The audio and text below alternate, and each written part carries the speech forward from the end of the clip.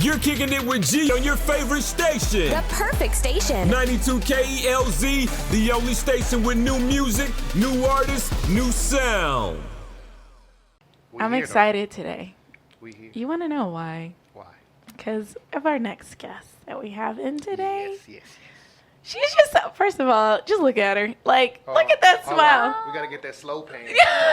Let me post for it. Bam. Oh. Yes, guys, we are back. It is Hey Charlie and G Casso. on KickN IT Radio on 92 KELZ, the home of new music, new artists, new sound. You know what? You just going to start saying my name. You just going to say it. Jerriton? Because that pause is awkwardly weird. Why do I have to say it? I don't know. Maybe I need to just come in faster. Hey, Charlie, G Casso. Maybe I think you do. I feel like this is like a you rehearsed song. Like I start and then we go, and G. And it hits me every time. I'll be like, You miss your cue? That is so sad. Guys, we are here today with a special guest. Can you introduce yourself? Hi, I'm Vanessa Agudelo. Agudelo. Hey, girl. Hey. Welcome to KickN IT Radio with you. G and me. So you and I met a few weeks ago at Runway Houston, and you were actually just telling the story of how you ended up coming. How did that happen? So I was just at home, relaxing, and I seen a lot of people just post on their stories this fashion show event, and I was like, where is that? Like, how's that going? Am I late? And they were like, you can come. And I just literally had my husband meet me there. He was just like landing from the airplane and was like, meet me there. And we met up there, and we're walking in, and I had no idea about where to get tickets or anything like that. And then she was like, you could just let them in. And I was like, okay. And I was like, I'm going to pay it forward. Like, she's super nice. Like, that's super dope that she did that. Aw, you're welcome. That's how we met. It was a fun, crazy look at you night. being all nice. So, I try. No, so are you from Houston? Yes, I was born and raised here in Houston. Oh Yeah. my God. So what side of town you repping? Pearland area, southeast side. Okay. Pearland. Guys, she's repping Pearland. Yes. P-Town. Hey, that means, to be honest, that means she got a gun in her car. I'm on the new side of Pearland now. Right? The Shadow Creek. Creek. Oh, Shadow Creek. That was almost my neighborhood. That's how I'm like, Shadow Creek. Yep. Shadow Creek. That's the new blood. New blood's out there. Oh my God, I love it. Yeah. So you're from Houston, and give us the background on you. Like, Okay. have you always been in Houston? Did you go to school in Houston? What? Yeah. Who So- is Vanessa? Who is Vanessa? Let me tell you. So my parents are Colombian. Okay. And they came here in 1990, and then they got busy and had me. And then my first language was Spanish. So literally when I got to kindergarten, I thought I was in Colombia because of how my parents raised me. It was Really? like super, super Colombian. The food, the language, the culture. And then I was like, wait, we're in America? Oh, okay. And I went to school. I was like, all right. So then I went to school. I didn't learn English until 3rd grade. Wow. Yeah, That's a long time. That's a long time. Yeah, because, being in Houston, we have a lot of Latinos here. So there was a lot of classes where it was just Spanish speaking only. And I was able to take advantage of that. And now they don't do that. Oh, I wish I knew Spanish. I ain't gonna even lie to y'all. Yeah. Any Spanish, I can understand Spanish like nobody's business. So when people were talking, I'm like, I know what you're saying. I just can't say it back to you. Yeah. Because I was raised around it. So I'm like, it's easy. I can understand what you're saying. But just wait. I want you to know. I give them that look, and I'm like, I know what you're saying. So my friends' parents and stuff, they'll speak Spanish to me, and I'll be like, yeah, okay, great. And they're like, this poor girl, if she could just respond back, and I'm like, dang, I know, I wish I could. But when you put in a position where you ain't got no choice but to, you gonna pick up on something. Because I picked up on a lot working at the Nike outlet in San Marcos, because all the people from Mexico, and they be piled up. No, San Antonio literally did teach me what I needed to know, especially when it came to Spanish, because I went to school out there, and I never took any Spanish class. I took French, because I was like, I'm not gonna stay in America. Yeah. I'm going to France. Get out of here. That's why I was like, I don't even plan on being here. My whole life, I was like, I'm not gonna be here. So why? Man, that first year in college, I was like, I gotta learn something. So you were here in Houston. Did you go to school here? Yeah, I went to about every year in elementary, I went to a different school. Okay. And then middle school, I was able to go to Beverly Hills Intermediate, and I was that was my first stable time in life. And then high school, I went to Dobie, Clearbrook, Houston Can. Oh, so what? You really everywhere. did some movement. So I've been like, so I feel like that has gave me the opportunity to be very like versatile. Like I'm able to go in all ways. And then I started working for a immigration attorney here in Houston. Oh, wow. Mr. Solis, he's a very, very popular here in Houston and in different cities as well. And he kind of was my mentor. Him and his wife were my mentors. And they were basically like, you need to read books or you need to, do the law of attraction. It was just like at 18, getting all this information. Yeah. It like fueled my soul. I was like, oh yeah, I need this. And then I met my husband, and my husband and I moved to England. And because he plays soccer, so we moved to England. And every time we kept moving to different cities or countries, I kept saying, man, Houston is just like the city. Like, because it prepared you, didn't it? I loved it. Yeah. I appreciated Houston more.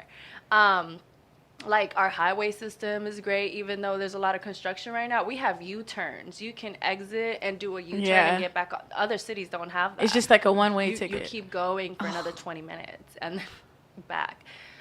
We're spoiled with our food. We have like we want Chinese, we want Mexican, we want barbecue. It's down the street. Other cities like it's not like that. Very scarce on what so you I get. love the diversity here in Houston, and so yeah.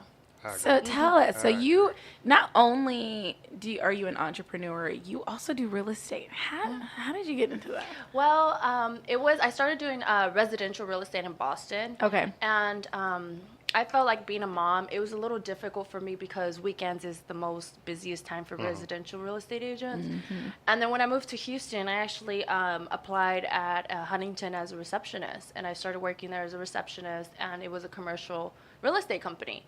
And as a receptionist, I learned all their properties. They specialize in shopping centers. So I learned all their properties and got familiar with the brokers and all that. And I was like, man, this is cool because it's like a corporate world in a way, 9 to 5, Monday through Friday, weekends you're off. It's a numbers game. It's not so emotional like residential is, which I still love residential. Sometimes I'm like, oh, should I go and try that too?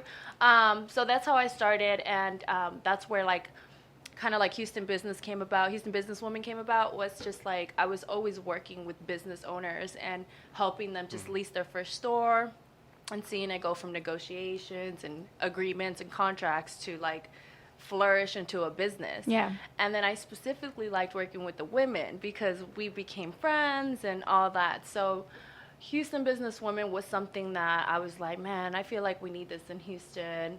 It goes hand in hand for me. I can probably help some of these women's, get into a storefront, or, I like women empowerment as well. I have 2 daughters, and I was like, I need to leave them something too. So it was just like a lot of things that came into play for it.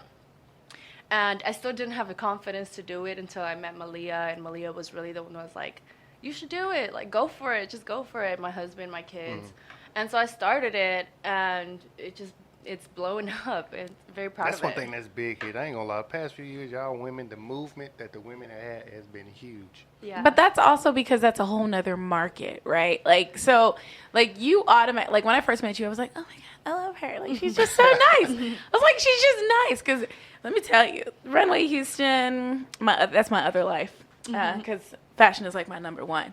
And you meet all different types of people, right? And like you meet the movers and shakers of Houston in that room, but you had like this different type of glow to you. Did you always have that glow? Have you always had like that passion for people though? Yeah, I think I've always been a people person. I love meeting new people. I love connecting. Like it's very natural for me. Yeah. I honestly think Houston makes you a people person. Why do you say that? Because you're going to be faced with all type of different things. Like, you have to be able to know how to communicate and talk things. If not, you just gonna be messed up. Yeah, you're right. It is kind of like Houston is in its own way kind of a make or break city, right? And like you have those people who like are really, really enthusiastic about stuff, and then you have those other people who like you just feel like you have to always try to prove something to be able to do business with them. Like, did you face that when you were working with like the lawyer or anything like that? Not so much with the lawyer because I was more so of an assistant. Okay. But I do feel like that with commercial real estate, it's very male dominated. So I felt like I had to do more, and I just felt like I had to prove myself more because I was like the only woman really that was there full time, the only Latina, and the youngest one. So I just felt like, notch. Luckily, the company that I work for, they're very like welcoming and are always there to help me learn and grow and all that. So, I mean, but I feel like with other brokers, definitely. Mm-hmm. Did you always want to do this? Like, was this something that you always wanted to do? Well, when I used to work with Mr. Solis, the attorney, he had told me, write down in a piece of paper what you want to do in the next 5 years. And I wrote down, I kid you not, it's so weird. I want to be a fabulous, respected woman that helps other people in their careers. But I thought more so of like a manager for like a musician or something like that. Gotcha. Because I had a friend at the time who was like rapping, and I was like, I can help him, and I you know what I mean? Yeah. But no, this is something I luckily have joined so many organizations moving around, and I've always been like, oh, I like the way they do this, or you know what, I would do this different, or they haven't even thought of this. So I always thought like maybe I can have my own and have control of it, and that's, I mean, I think it's actually like the best thing because I'm in the business of connecting, and I love connecting with people and helping others connect too. See, that is like G's biggest thing. So G over here, he's like, oh my God, I call him the Black Jew. I probably shouldn't do that, but I do call him that. And I say that because he literally like owns so many different things. Like he's always into something. And like his biggest thing is always like the connection. Like that's kind of what drew us together as friends, is like we're both big on giving back, being able to allow people to not just sell you what they do, but tell you who they are, right? Like, what is your passion? Why do you do what do you do? When you went into women in, women in business? Houston businesswomen. Houston businesswomen. I have to get this right. I did it straight to the point. Houston businesswoman. Houston businesswoman. When you did Houston businesswoman, were there any like reservations on jumping into this, or do you just automatically were like, yeah, I want to do this right now?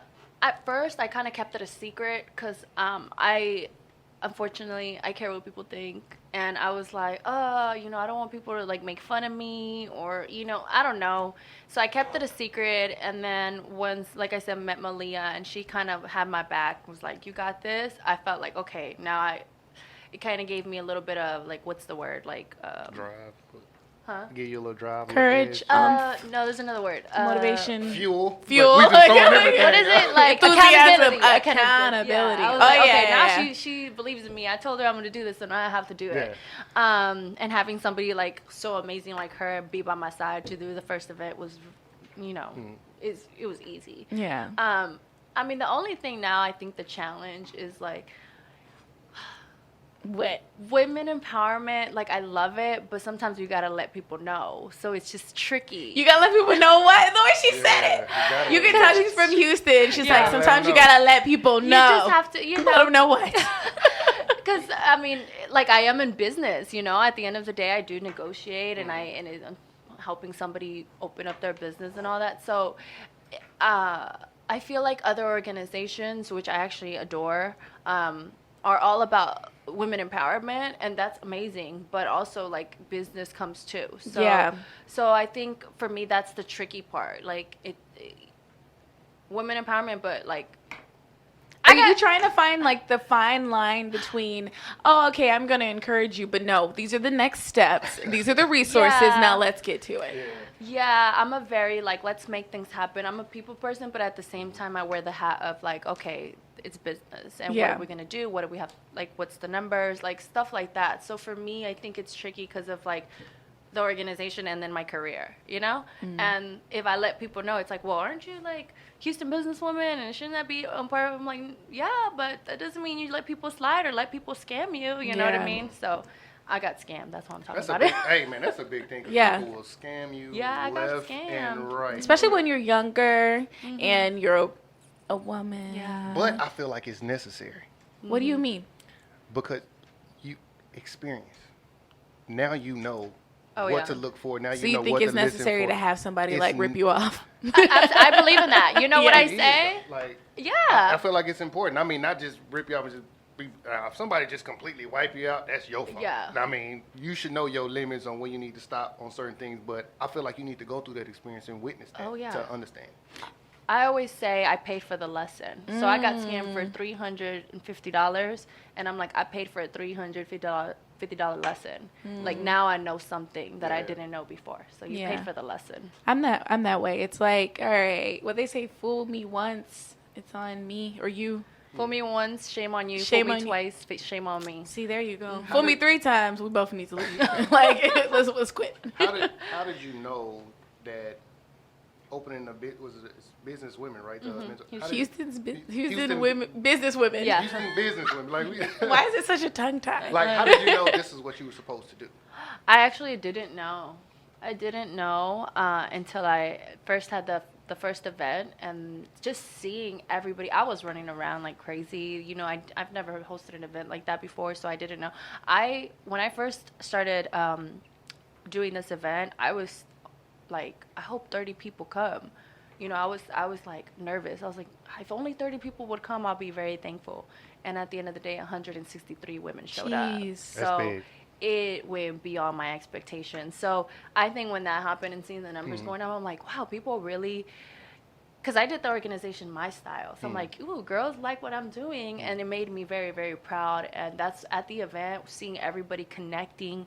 And I'm telling you, everybody was having so much fun and, you know, enjoying this event. Yeah. That's why I was like, this is it. And I was just telling my coworker, because she was like, so what's your long-term goal? I was like, I think Houston Businesswoman is going to be the long-term. Cultivating that and making it into something that's bigger. I really feel like when she said earlier that she was keeping things a secret, like, that resonated so much. Doesn't it? Because when you keep things a secret, I don't know what God be doing, but it eats you up when you see everything else. It makes you want to get out and do something. Like, yes, I got this great plan, but I don't want to put it out because I'm scared. He's gonna see everybody doing the same thing you was trying to do, and you just gonna be like, man, I could have done this. Man, I could have done this. It is that, and it's like you jump on it. Like, one part I get, because you want to protect it, right? Yeah. You want to protect it and make sure it's translated the right way so that people understand your intentions, and you're like, I'm doing this for a reason. But then at the same time, like he said, like, if you don't move up on it, it's like, do you want God to just like give someone else that opportunity? And then you can't get upset because you're like, I was going to do that. And then it's too late. Someone else moved. And then when you see them do it, like, always, I'm the type of person, not to be like petty or anything, but I'll be sitting there like, I could have did this, and I would have did this, and I would have did that, and I would have did this, and I'd be like, dang it. And God's just like, but you didn't move up on it. So, like, leading you to, have you always been this kind of person? Like, would your friends say that you've always been the helper, the nurturer? Yes. Oh, I know somebody that knows. Look, as I say, we have a friend here. Asking me? Vanessa is that person. She's the person that would give her shirt off of her back and just is the most loyal friend, I think, you know. So it does resonate whenever she does work, and it shows in the business that she's doing. So it's all authentic. It's not fake. It's authentic, and it comes from within. So that's what I have to say. Is there a difference in the business Vanessa and like the personal Vanessa? Like, let's get into it. Like, is she like? Oh yeah. Does she? Because you know, Look, like oh God. Because I'm that friend. I'm that friend who, like, if I believe in you, I'm gonna help you, and like, I'm gonna walk you through the steps, but then I'm also gonna be like, you need to be doing this, you need to be doing this. Like, don't quit, don't like. Does she do that to you? Like, push you? Yeah, she's a real friend. So if something is going on, oh, you're recording. So let's say, okay, yeah, like, she'll be real with you, honest with you. Let's say something. You can improve in something, she's that person that's going to tell you, hey, you need to do this. Yeah. Instead of that, like, don't do this, do this. This is what's going to help you. And it's authentic, and it's all around business, personal, friendships, family. everything. See, that's a big thing when you got a friend like that that can tell you when. I love those friends. Tell me when I'm wrong. Right. Like, tell me what I'm doing wrong because I don't want to be looking like a fool out here. Or even when your perspective is different on things. Like, I know there's times when, like, I'll hit you up and I'll hit, like, my other friend up and be like, all right, this is how I'm feeling. And they'll really change my perspective on things. Like, no, you didn't think about it this way, or you didn't see it this way, or you could have actually attacked it this way and you would have got a better result. Right. Like, I feel like those type of things are essential. And that's what's missing to me when it comes to women empowerment, too. Like, a lot of these events, it's just, let's get together and talk about our resume or what it looks like on our resume. Like, visually, I do this, I do that, but we don't really have those people who keep us accountable. Yes. And, like, is that what this space that you're trying to create, accountability? Well, not only accountability, because sometimes there's with Houston Businesswoman, what I love about it, it's so it's very inclusive to every category that you're in. So I have people that are attorneys, and then I have, people like they just they're doing different things, so it's for me to come in and tell them you should be doing this when you're already, started on a project. I think it gets tricky unless they ask for my opinion. For example, something very small. I have a friend from high school who's doing eyebrow microblading, and she was posting her pictures, like the befores first and then the after on the slide, and I was like, you should put the after first and then the before, so your page could look clean and they know your work right away. Something small like that is something that I would give advice on. But I feel like the market that I was kind of hitting was I didn't want an organization where it was too serious and intimidating, but also not too casual. I wanted the middle. So I think I'm hitting that market very well. I feel like at the end of the day, we all work in different fields, and we just want to come and hang out with like-minded women and talk and support each other, give each other ideas. I know I've built many friendships from my first event. I'm so excited to see the second one, to see who else. So this is the second year. Not even second year. The first one was in May, and May 21st, and then now we're doing the other one November 12th. So we're still in the first year. Yeah, because it was in high demand. Everybody kept asking, like, when's the next event? When's the next event? And I was just like, at first I wanted to do them every 3 months, but they do require a lot of work and expenses and all that. We're not sponsored by the place we're having it at, so collecting that, because I have to put the money up front first, and then with Eventbrite you get the money like 2 weeks later. So I was like, hold on, give me a second. But I mean, I really like what we're doing, and I have bigger plans for Houston Businesswomen. I'm not sure if I should share them or not, because I don't know. We don't want nobody to steal your stuff. Look, protect it, girl. We'll talk about it when you do it. Just come back. Right? I got bigger plans. Right? No, so hold on, before you go into this, like she said something earlier, like for us about being support, and think like we don't have unconditional support. I was just about to say that. Like that's a big thing, to be able to support unconditionally and not want anything back. Yeah, I think a lot of people's intentions are loaded. I'm going to start saying loaded intentions instead of unpure intentions. You got a lot of loaded intentions. Like, it's not so much like, I want to help you out, or there's always, I feel like there's always something that people want out of something, like when it comes to connections, but not so much to the aspect where people will do what they need to do to support you the way that you need the support. Yeah. I've seen it, Hannah, like, I've seen it. I've seen the shade, and you can definitely tell who's shady and who's real. Yeah. Like, what I believe in is the friendship first, business after. Yeah. It comes with it, But I definitely had people reach out to me, and then if I can't give them what they want, they just leave me on red, and it's like, oh, well, I'm nothing to you now. Yeah. Oh, do you know? Yeah. Do you know? Yeah. That's crazy. A lot of red messages. Yeah, it's a lot of, you just leave me on red, and then I go, okay, cool. Yeah. And then when I see you, I'm still gonna like, oh, I'm gonna make it there. Don't just like, because it's no you shade. Know, it's like, it is what it is. You just weren't the one. Yeah. It just wasn't like the space for it. Just know it ain't gonna be no steps on this ladder. When you I'm breaking off each step. No. So you are not only an entrepreneur, a real estate agent, but you are a mother. I'm a mother of and two. You're a wife, but not just a regular wife. You're a wife to a professional athlete. Yep. That's crazy. How many people you done fought over your hood? I was even gonna. Oh my God! Because I know you be like, Get off it. Oh man. And you from the south? And he's not just a professional athlete. He knows. He's not like a bench rider athlete too. He's like a real professional athlete. Yeah. Like he play active. No, like he's an active playing professional Yes. athlete. No practice team. No, he plays for right now New England Revolution and the U.S. men's national team. I'm hoping he can come play for the Dynamos, but he's not really. He's saying that the Dynamos. They ain't gonna cut that check like Yeah. Yeah. And she's like, look, I get it. I say it for him. Selfish me was like, who cares about the money, because at the end of the day, I want my husband here. Yeah. I'm like, you're the one that can bring the Dynamos to the championship. You never know. I'm just saying, be like LeBron. Yeah. You just bring him on in. Yeah. I'm down for that. Dynamos. If you. But hear how do this. you balance? Because you see Yeah, a lot of women, especially with the sport that your husband is in, you travel so much, and you even said y'all lived in England. You lived in all these different places. How are you?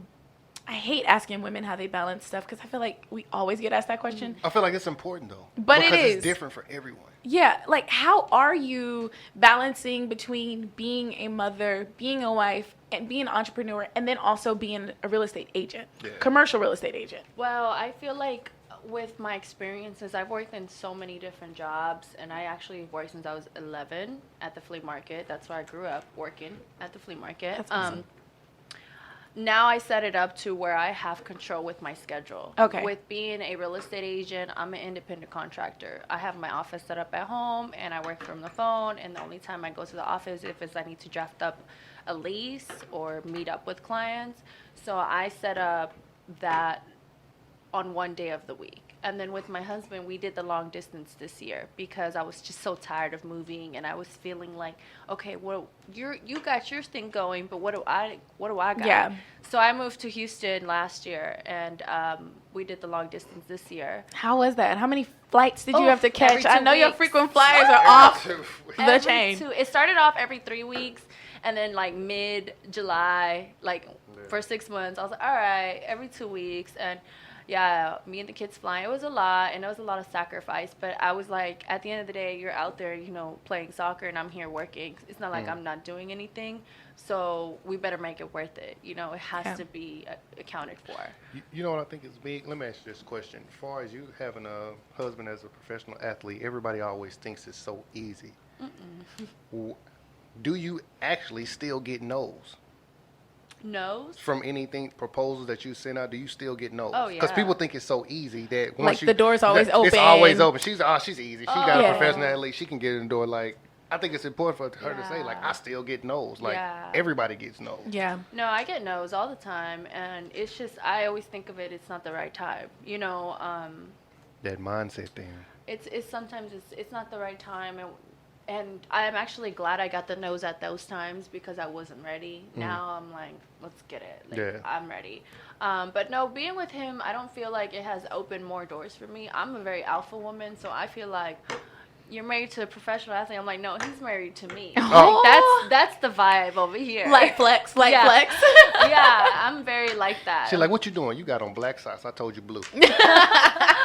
Right? Like I'm not your wife. You're my husband. You're when I my go to this husband. event, like you my little side piece. Yeah, when I go to his stuff, then I'm his wife. But when he's here in my city, He you're know my what it husband. I run this city. I like how she said it. When he's here in my city, I Yeah. run this. That's dope. I'm That's so here dope. for that. That's good. With the kids, do they acknowledge all that's going on? Because they're still young. Well, Alina is in 6th grade. She's 11. Oh, She's my my little God. bestie now. It's weird. Aw. She acknowledges it. She likes being here in Houston.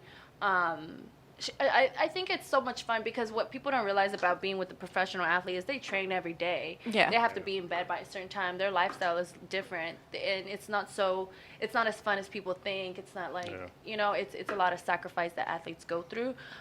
So for us to have the long distance and then see dad, and it's like, okay, we're going to do fun stuff when we're with dad. You know, it's a good balance. She acknowledges what I'm doing with Houston Businesswomen. She actually helps me. That's with awesome. Yeah, I she like helps me. I bring her along to some of the meetings. She's there to watch. She gives her opinion.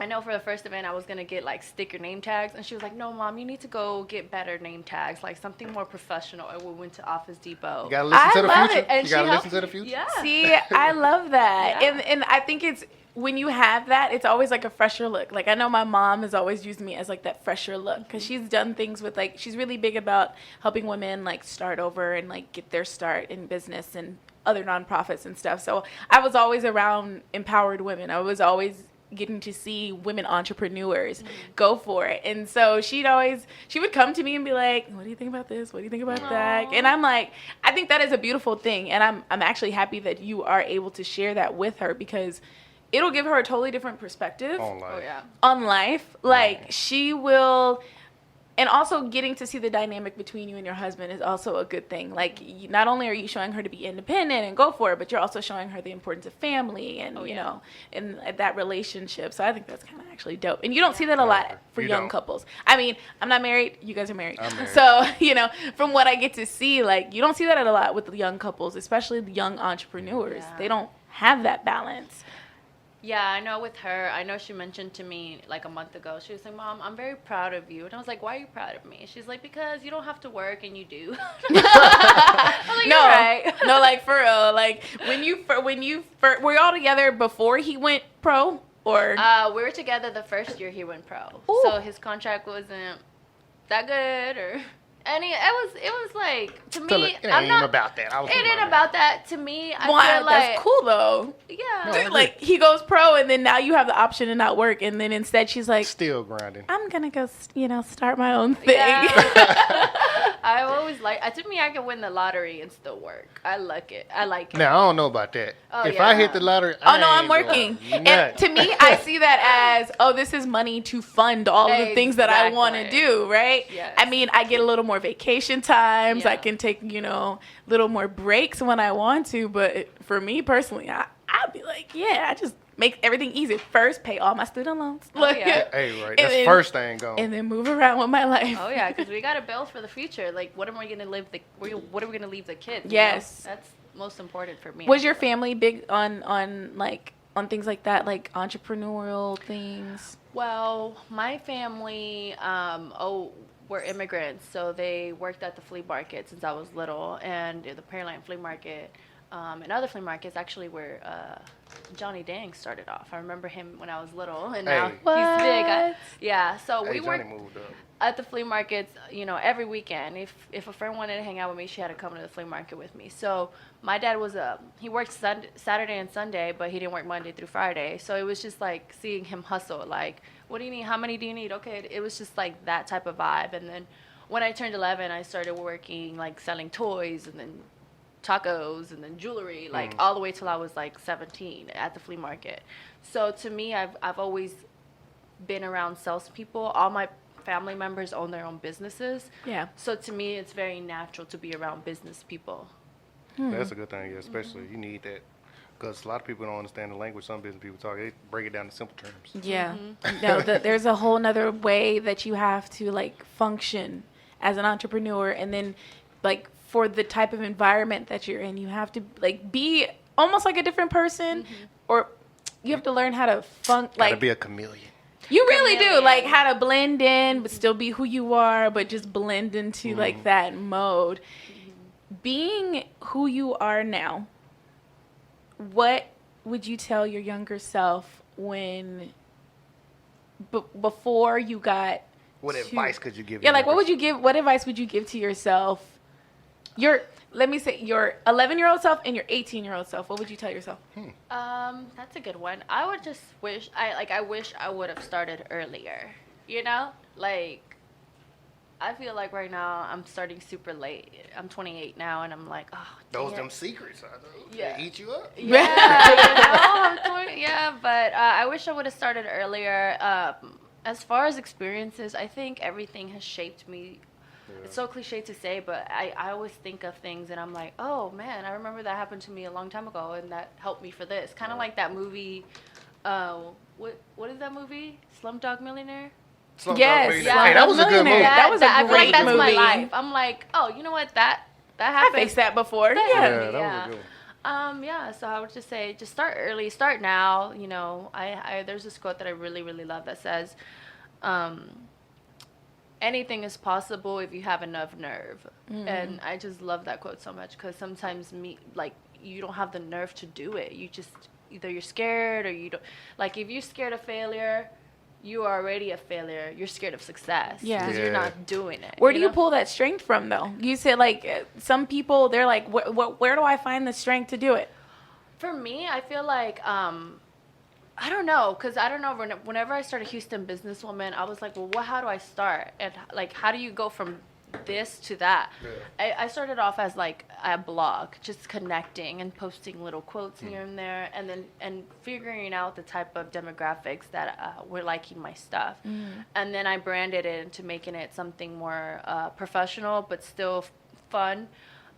So for me, I think it's just starting and seeing what works. What do people like? Do people like when you're motivational is like, if you're motivating people like aggressively or sweet? To me, that was just me like, what do people like? Yeah. And I noticed that they like more aggression in Houston. Definitely. No, definitely. Because it's a like, Houston, we raw and uncut down it's here. very raw. It's very like to the point. So it's like, we got to get to this money because we understand opportunities are here, but they're not going to just be given to you. Got to go for them. Like, you got to go for them after them. So yeah, I understand that completely. So tell us a little bit about the event before we go. How can we get tickets? Yeah. What do we expect? Well, the tickets are at Eventbrite, just /Houston Businesswoman. The tickets are $75. Okay. A ticket, which includes complimentary champagne, 2 drink tickets to cocktails. It's going to include appetizers that are going to be passed out, dessert, cake, cookies. It's going to also put you in a raffle. We have a lot of great giveaways by our local Houston businesswomen that are volunteering their services or products. And then also the opportunity to connect with like dynamic women here in Houston. So the tickets are $75. It's going to be at Bisu in the River Oaks district. I love Bisu. Yes. You better come. I'm already there. Yes. I'm going. Yeah. Oh, you got your ticket already. And I'm actually going to go, and I'm going to cover as media too. Yay. So I'm going to definitely get to let people know about what's going on. Yeah. And then we're also going to have like the photo booth. And I've noticed girls in Houston love taking pictures. I remember the first event. All they were doing is in line to take pictures at that photo booth. We really do like photos. I was like, okay, girl. We want to capture the moment. Get it? Y'all spent 30 hours getting your makeup done. You got to get them highlights showing. And I no longer, if I can't do it in the car, I can't anymore. Because I can literally, in one day, I can go to like 5-6 different things. And I'm like, if I can't do it in the car, I don't know if I want to do it anymore. Y'all going to get me high. Or y'all going to get me like at the beginning, like my makeup's set. And then I try to just like make sure my face is like spritzed by the end of the day. And if I can't touch it up, we ain't doing it. It's just not going to happen. I'm with you. Thank you so much, Vanessa. How can we follow you? On Instagram, Vanessa.Agudelo. And that's pretty much it. Follow us at Houston Businesswomen. We have a YouTube channel that we're actually, cultivating right now. It's Houston. Everything is Houston Businesswoman. It's straight to the point. If you're from Houston, if you're in business, and if you're a woman, Houston Businesswoman. I love that. Yes. Thank you so much for kicking it here with us. Guys, make sure that you stick around. We do have more music coming on at KickN IT Radio. Yes. With Hey Charlie and G Casso. You're kicking it with G on your favorite station. The perfect station. 92 KELZ, the only station with new music, new artists, new sound.